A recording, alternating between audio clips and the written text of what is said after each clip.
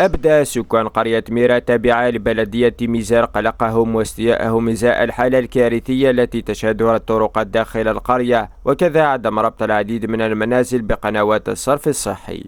أنا خسرناك وخدمنا لبلاد وخدمنا تاع مطيار ميرا خليك يخصني ذاكي حاجة للديفلوبمون يخص مليح.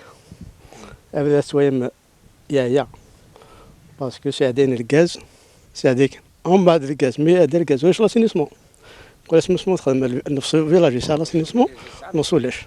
هاي غير بارد انا خدمت زيك مش طحيت كانت توسع نشطه ذيقان.